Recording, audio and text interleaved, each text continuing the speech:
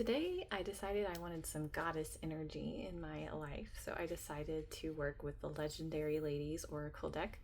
I just really like the art on this one. And one thing about a card like this, so actually I should step back. This is Hel. She is the Norse goddess of death and the underworld, and she's got kind of a bad rap because a lot of people associate her with hell. Hel, and add another L. And cards like this can be intimidating, especially in tarot where you get the death card. That can seem like a very intimidating sort of thing, but death is also the opportunity for rebirth. The Hindu goddess Kali has her dance of death, but then right after that there's rebirth. It's the opportunity for rebirth. And so the message in this deck is that it's time to relinquish and release what isn't working for you. It's always difficult to acknowledge an ending, but the goddess of death, Hel, is here to remind you that it is the only way to find yourself at a new beginning. In order to have space to have a new beginning, old parts of you have to die. You have to let go of that which doesn't serve. You have to give yourself the space to have new birth, because there's only so much that you can have and share in your life. So a lot of this imagery actually reminds me of the Dia de los Muertos imagery as well, with the skull here. And I mean, we are approaching that Halloween time of the All Hallows Eve, the time when the veil becomes thin and we are closer to the spirit realm. And so what can we learn from the dead as well, from our ancestors? Death can sound scary, but it's a much deeper, has many layers to it, and it's something I think we should not necessarily fear if we pull a card that is any sort of death figure, because in many ways it's a new beginning and a death of a self that does not serve, or maybe is a death of a self that we might miss, but life circumstances has changed it so that part of ourselves is no longer there. And so how can we move on? I have another oracle deck that I really like. It's this one. It's specifically Norse, and it has 3 different categories. It has runes, it has deities, and then it has sigils.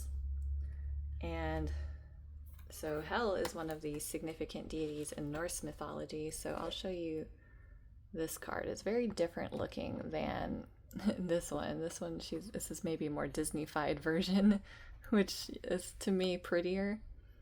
But this one is the left one's very Viking, which goes with the whole Norse theme. And in this description about Hel, talks about her as representing death, adversity, underworld, empowerment, acceptance, the rune Uruz. And this has a similar theme as well. I'll read it to you. There is life in death. Hel knows it, and she invites us into her realm, Helheim, to gain wisdom in the darkness and stillness. Daughter of Loki and a giantess, Hel governs a realm positioned at the end of a nearly impossible journey across the 9 realms. Here, those who did not die in battle or honorably spend their eternity. Hel offers acceptance in her realm, a cold, dark embrace. Some stories say Hel was banished to Helheim.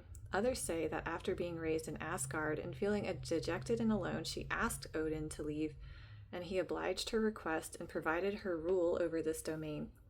Helheim is where this goddess of death reigns supreme, showing that there truly is a place for everyone, but the road there for the living isn't easy. Odin once rode Sleipnir into her realm, seeking answers from her regarding the prophesied death of his beloved son Balder. This speaks to the perseverance we must all summon from within to make even the most arduous journeys, especially on this path to self-acceptance and surrender. What can you discover about yourself if you journey into stillness and ponder your mortality? Are we willing to travel a difficult path for enlightenment?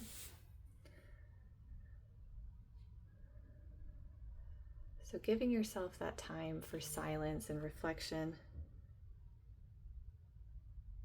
what can you discover about yourself if you journey into stillness and ponder your mortality? Is it part of your path to travel a difficult path for enlightenment? Maybe it's not in this lifetime. These are questions that it's worth thinking about. But at the same time, I don't want you to overly think too hard about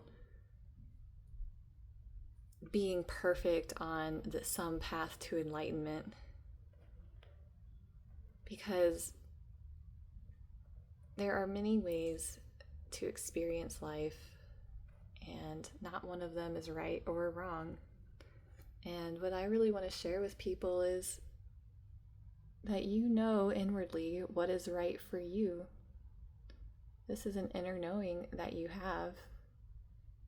Don't doubt that. Always trust that you do know.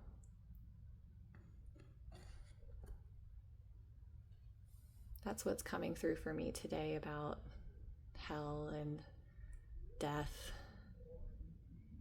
is that yes, death is a part of life and it can be scary, but it's also the next greatest adventure. And it also doesn't necessarily mean literal death. It can mean death of parts that do not serve. Sending you lots of love and support as you journey through your own self-reflection and experience.